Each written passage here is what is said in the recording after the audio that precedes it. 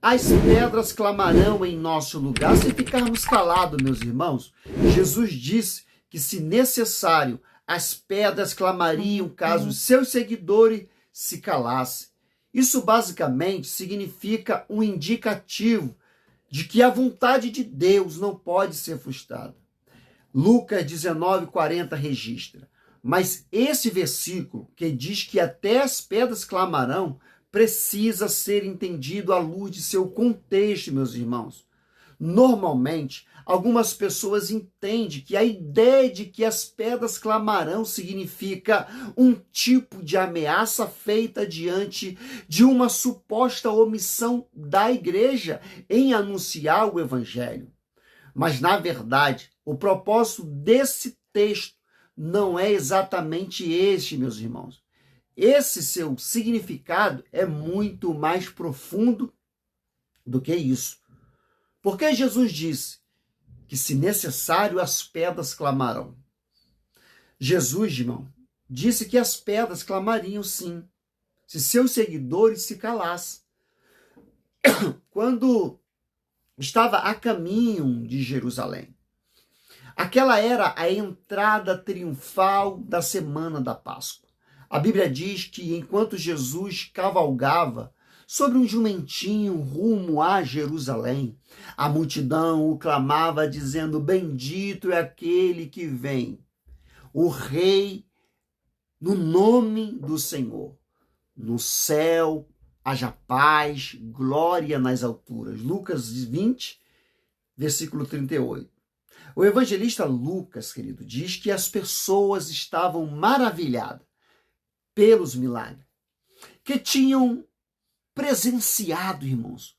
Foi neste momento que alguns dos fariseus pediram que Jesus repreendesse o povo que clamava. A maioria dos fariseus odiava o Senhor Jesus. Então, não entenda isso. Não surpreende o fator de algum deles terem ficado incomodado diante do louvor direcionado a Cristo. Além disso, queridos, o evangelho ou os evangelhos registram que a multidão que aplicava a Jesus as palavras messiânicas presentes nos salmos, eles o saudavam como filho de Davi, exclamando: Hosana nas alturas. Mateus 21:9. A multidão estava declarando que Jesus é o Messias, apesar de manterem uma visão completamente distorcida acerca do que isso significa. Aquele apelo popular, evidentemente, intimidou, vamos dizer, intimidou os fariseus. Eles próprios não ousaram tentar silenciar o povo, mas pediram que Jesus fizesse isso por eles. Foi aí que Jesus respondeu: se essas pessoas se calarem, as pedras clamariam, entende? A frase a pedra ou as pedras clamarão parece ser um tipo de proverbial. Talvez em algum aspecto Jesus disse em sua mente as palavras do profeta Abacuque, porque as pedras clamará das paredes e as trevas lhe responderá do madeiro. Abacuque 2, verso 11.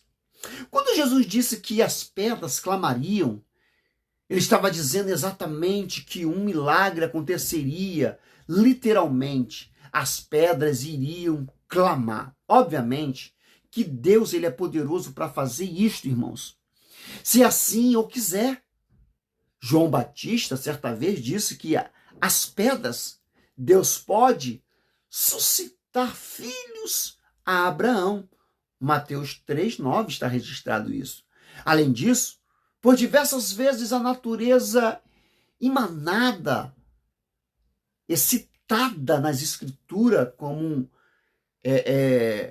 um redentor, ou seja, os louvores a Deus, como está em Salmos 96, 11, Isaías 55, 12, enfim. Sobre isso, querido, a Septuaginta diz que as pedras poderiam clamar se aquele que se fez com os surdos falasse, ordenasse que eles levantassem a sua voz. Se as pedras clamassem, certamente eles teriam muito a dizer em louvor àquele que as criou pela palavra do seu poder. Mas quando Jesus disse que se a multidão se calar, as pedras clamariam, ele estava dizendo que aquelas palavras de louvores eram inevitáveis, meus irmãos. Havia chegado o momento de que ele se revelasse de uma forma mais explícita, entende? Em seu ministério, como um Messias enviado de Deus. O cumprimento das Escrituras. Ninguém seria capaz de esconder isso, irmãos. Naquele momento, a voz clamava Jesus como o Messias. Isso jamais poderia ser silenciado, irmãos.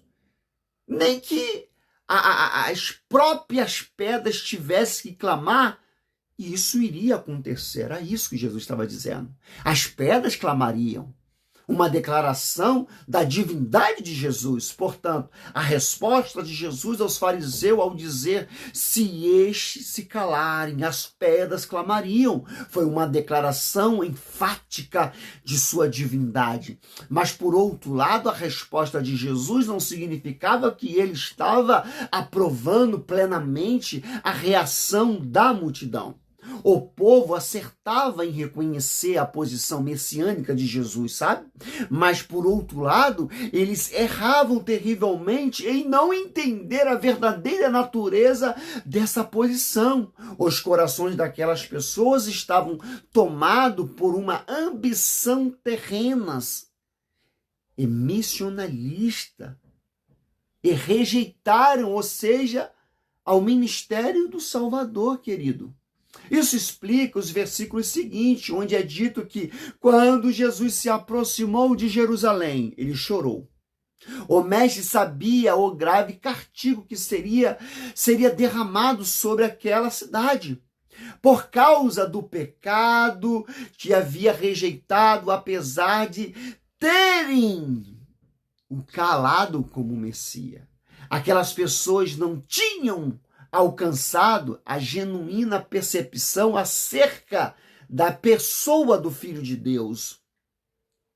Alguns estudiosos sugerem que, de forma simbólica, as pedras clamariam ao se partirem no momento da morte de Jesus. Outros também veem na queda de Jerusalém uma forma de ocasião em que as pedras deram testemunho de sua divindade, quando não ficou pedra sobre pedra, cumpriu a palavra de Jesus contra aquela cidade, como está lá em Lucas 19, 44.